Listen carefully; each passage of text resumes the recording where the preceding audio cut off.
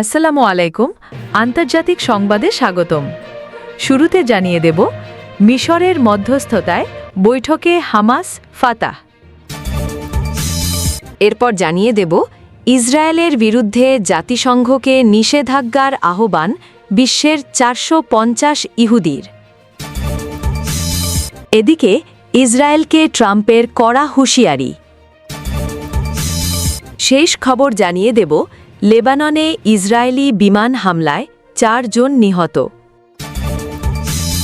এবং শেষে জানিয়ে রাখছি, সৌদি আরবের নতুন গ্র্যান্ড মুফতি হলেন যিনি। এতক্ষণ শুনছিলেন সংবাদ শিরোনাম, এবার বিস্তারিত। তবে আপনাদের কাছে ছোট্ট একটি অনুরোধ, এই ভিডিওটিতে একটি লাইক এবং কমেন্ট করে জানিয়ে দিন কোন জেলা থেকে বা কোথা থেকে আপনারা আমাদের এই ভিডিওটি দেখছেন এবং শুনছেন। রাজনৈতিক প্রতিপক্ষ ফাতাহর সঙ্গে বৈঠক করেছে ফিলিস্তিনি প্রতিরোধ আন্দোলন ও গাজা উপত্যকা নিয়ন্ত্রণকারী সশস্ত্র রাজনৈতিক গোষ্ঠী হামাস। মিশরের উদ্যোগ ও মধ্যস্থতায় বৃহস্পতিবার 23 অক্টোবর কায়রোতে এই বৈঠক হয় বলে এক প্রতিবেদনে জানিয়েছে এএফপি। বৈঠকের সঙ্গে সংশ্লিষ্ট একটি সূত্রের বরাত দিয়ে এএফপি জানিয়েছে, গাজার বর্তমান পরিস্থিতি এবং সেখানে যুদ্ধবিরতির দ্বিতীয় পর্যায় নিয়ে বৈঠক হয়েছে হামাস ও ফাতাহ নেতাদের মধ্যে। সেই সঙ্গে ফিলিস্তিনের জাতীয় স্বার্থকে অগ্রাধিকার দিয়ে ভবিষ্যতে এমন আরও বৈঠক করার ব্যাপারে ঐকমত্যে পৌঁছেছেন দুই গোষ্ঠীর নেতারা। মিশরের সংবাদমাধ্যম আল কাহেরা নিউজের প্রতিবেদনে এই বৈঠক সম্পর্কে বলা হয়েছে, গাজায় যুদ্ধবিরতির মধ্যে দিয়ে স্বাধীন ফিলিস্তিনি রাষ্ট্র প্রতিষ্ঠার দাবি নতুন মাত্রা পেয়েছে। সেই দাবি অর্জনের লক্ষ্যে রাজনৈতিকভাবে অগ্রসর হওয়ার প্রারম্ভিক প্রস্তুতি হিসেবে এই বৈঠক করেছেন ফাতাহ ও হামাসের নেতারা। বিশ্বের 450 প্রভাবশালী ইহুদি ব্যক্তিত্ব জাতিসংঘ ও বৈশ্বিক নেতাদের প্রতি আহ্বান জানিয়েছেন গাজায় ইসরায়েলের অমানবিক ও বিবেকবর্জিত কর্মকাণ্ডের জন্য দেশটির ওপর নিষেধাজ্ঞা আরোপ করতে। তাদের দাবি, ইসরায়েল সেখানে গণহত্যা চালাচ্ছে। একটি উন্মুক্ত চিঠিতে তারা আহ্বান জানিয়েছেন গাজা, পশ্চিম তীর ও পূর্ব জেরুজালেমে আন্তর্জাতিক আইন লঙ্ঘনের অভিযোগে ইসরায়েলকে জবাবদিহির আওতায় আনতে।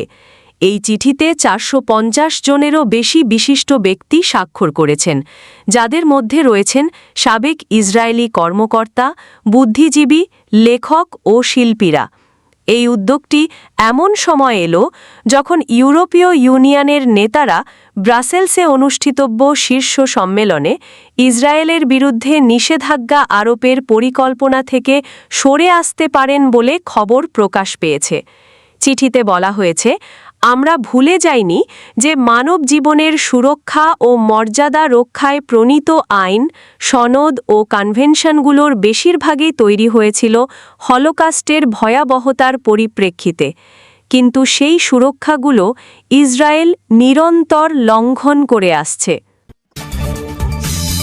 ফিলিস্তিন ইস্যুতে ইসরায়েলকে কড়া হুঁশিয়ারি দিয়েছেন যুক্তরাষ্ট্রের প্রেসিডেন্ট ডোনাল্ড ট্রাম্প।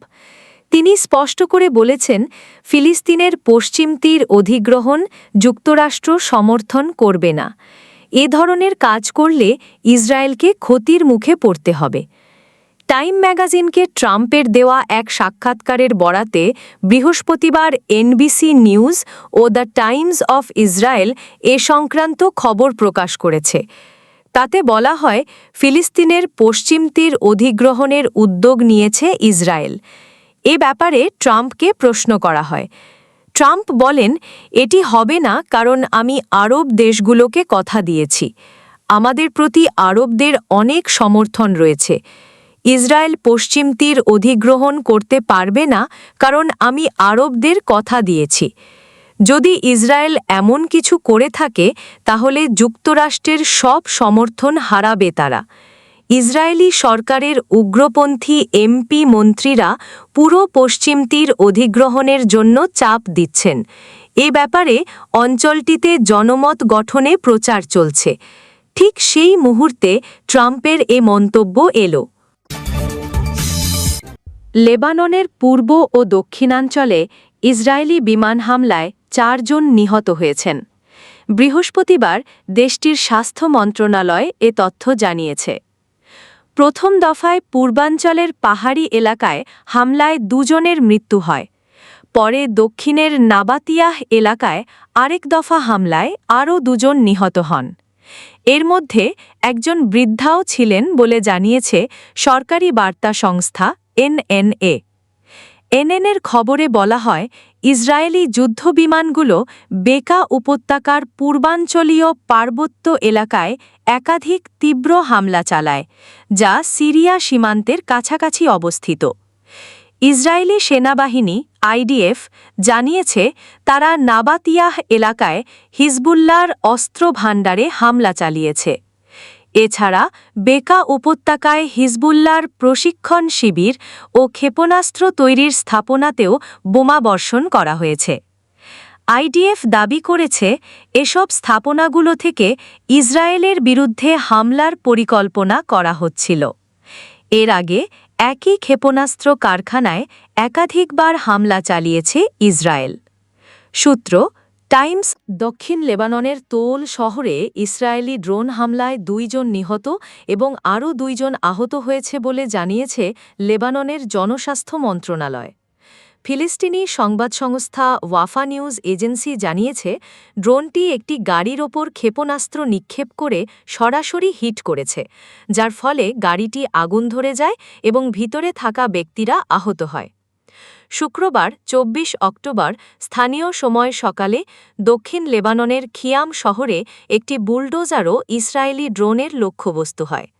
গতকাল বৃহস্পতিবার 23 অক্টোবর লেবাননের পূর্ব ও দক্ষিণ অংশে ইসরায়েলের বিমান হামলায় 4 জন নিহত হয় বলে জানায় দেশটির স্বাস্থ্য মন্ত্রণালয়।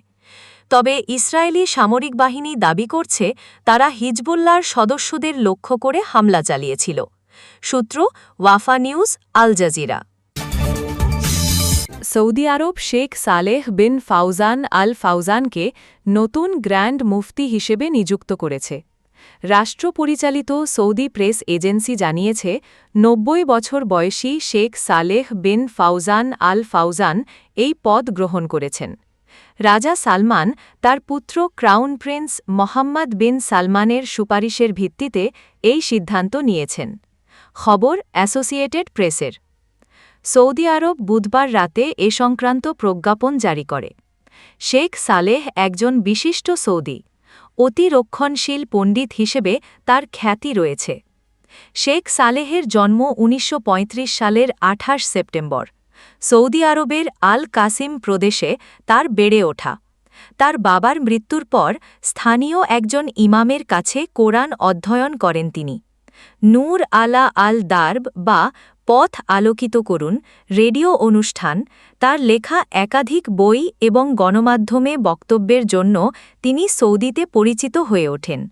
তার ফতুয়া বা ধর্মীয় আদেশ সোশ্যাল মিডিয়ার মাধ্যমেও শেয়ার করা হয়েছে। শেখ সালেহ অতীতে তার কিছু বক্তব্যের জন্য পশ্চিমা গণমাধ্যমে সমালোচনার সম্মুখীন হয়েছেন। 2017 সালে হিউম্যান রাইটস ওয়াচের প্রতিবেদনে বলা হয়েছে, সুন্নি মুসলমানদের শিয়াদের ভাই হিসেবে দেখা উচিত কিনা জানতে চাইলে শেখ সালেহ বলেন, তারা শয়তানের ভাই।